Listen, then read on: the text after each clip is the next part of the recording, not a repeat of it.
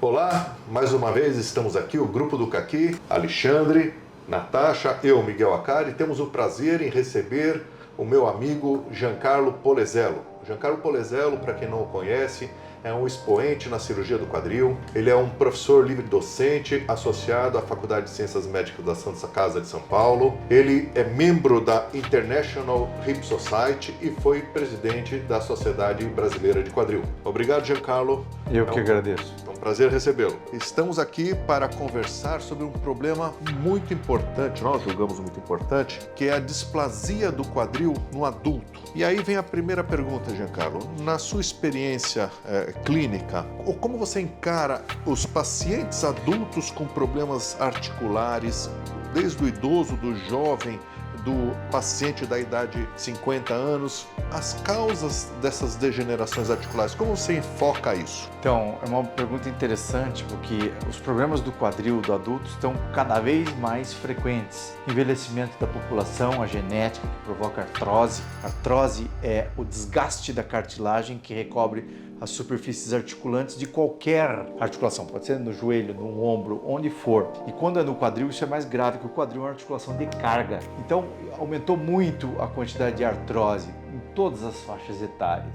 O idoso, pela genética, pelo tempo de vida, pela atividade física. Hoje em dia, você vê um idoso fazendo maratona, você vê um idoso na cadeira. Hoje é muito frequente você vê um idoso correndo, subindo escada, descendo escada, fazendo de tudo. O idoso de hoje é diferente do idoso do passado. Fora isso, na faixa etária intermediária, existem a atividade física, traumas. Os traumas aumentaram muito na articulação, que podem levar à degeneração da cartilagem. E as displasias, que é um assunto que os senhores dominam muito. O que a displasia faz? Ela torna o quadril mal coberto, se não tratado adequadamente na infância, ele vai continuar mal coberto. Então, diagnosticar e tratar um quadril mal coberto, um quadril displásico, a cobertura do quadril é assim, você tem uma cobertura inadequada, cria uma superfície superexterna, geralmente da articulação, sujeita a sobrecarga mecânica muito importante. Essa sobrecarga mecânica, ao longo dos anos, leva à degeneração articular. A degeneração articular é a mesma coisa que artrose. Só que, como existe um fator biomecânico muito importante de sobrecarga mecânica nesses jovens que não foram diagnosticados ou foram subdiagnosticados, isto vai gerar problema mais precoce nessas articulações. E aonde a gente vê adultos jovens, inclusive já com artrose, gente que quer fazer esporte, já vi jogador de futebol profissional, que a hora que ele se profissionalizou com a displasia, não conseguiu jogar bola. Então tem uma série de fatores que podem interferir nisso, dentre eles a displasia, que é um fator muito importante no adulto jovem. Isso a gente observa, né? Porque temos cada vez mais pessoas envolvidas em corridas de rua,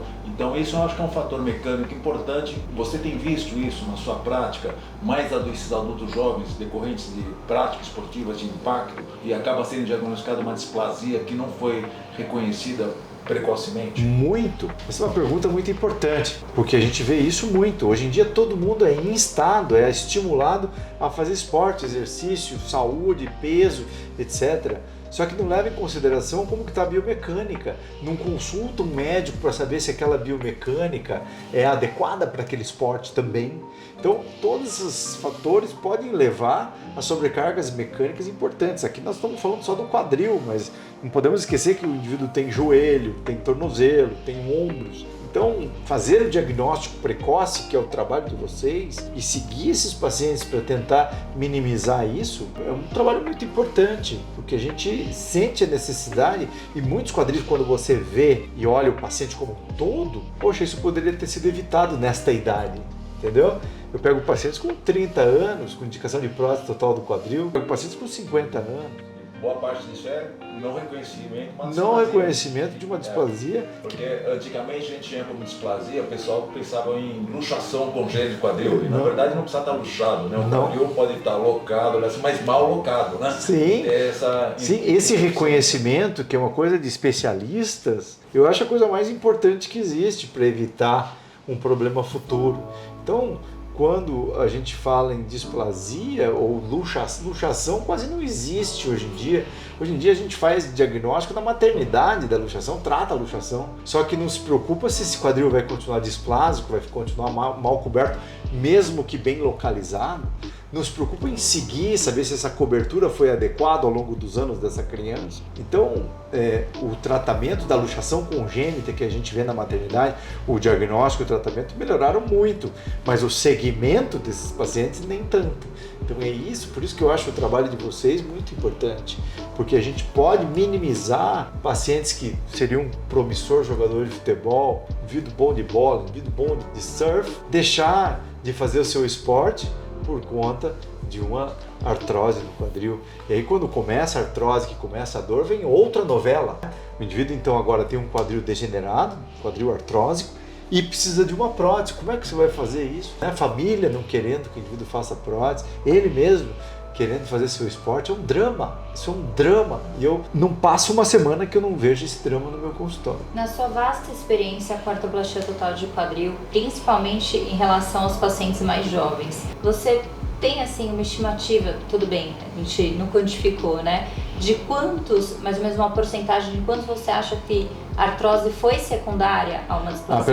Pelo menos 20%. Pelo menos 20% das artroses que eu opero hoje são secundárias a quadril displásico. Como que a gente vê isso? Nós medimos o ângulo de cobertura, né? Então no planejamento operatório de uma artroplastia, de uma prótese do quadril, a gente mede esse ângulo de cobertura e consegue determinar isso, pelo menos 20%. E se eu mudar um pouco a pergunta da Natasha, se você considerar os pacientes com artrose abaixo de 50 anos, você acha que continuaria os 20%? Mais que 20%.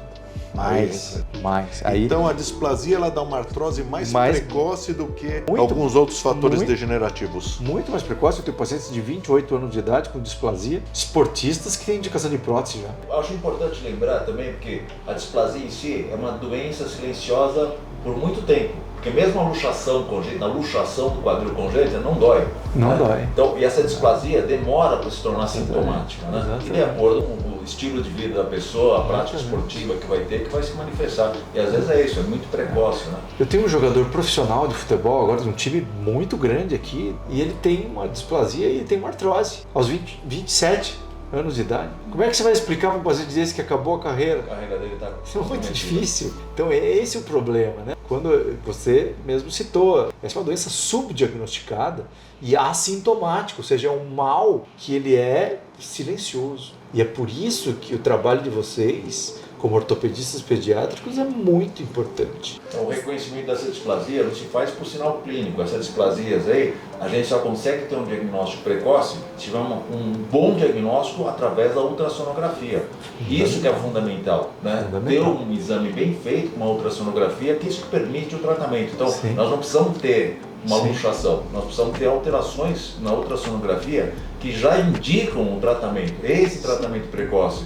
E isso que às vezes as pessoas não entendem direito. Exatamente. É um quadril que não está luxado, não está deslocado, não tem sinal clínico algum, mas é um quadril que vai apresentar um comprometimento na vida adulta, e às vezes adulta jovem, né? Então por isso o reconhecimento se faz pela ultrassonografia naqueles primeiros meses, né? Que a gente consegue tratar sem ter um tratamento cirúrgico, um tratamento totalmente conservador, com suspensório de fábrica. Isso fez com que muitos países, como a Alemanha, a Áustria, já tenham como política universal de fazer ultrassonografia para toda a população. Todo mundo, todas as crianças têm que fazer ultrassonografia. Isso a gente obviamente não tem aqui no Brasil ainda, mas cada vez mais a gente caminha, pelo menos ter uma seletividade, tentar fazer com que essas crianças sejam diagnosticadas precocemente para poder... Mas deveria ter. Deveria ter. E isso, o trabalho de vocês também compete isso, né? Procurar dentro da sociedade de ortopedia, dentro da sociedade de quadril mesmo, alertar a população, porque às vezes com alertas à população, com insistência perante órgãos governamentais, nós conseguimos mobilizar, né? Quantos projetos, quantas coisas o médico chamando atenção para o problema conseguiu alertar a população, conseguiu fazer campanhas, entendeu? Mesmo a saúde pública, hoje em dia, a ultrassonografia, a própria radiografia, se consegue com uma certa facilidade.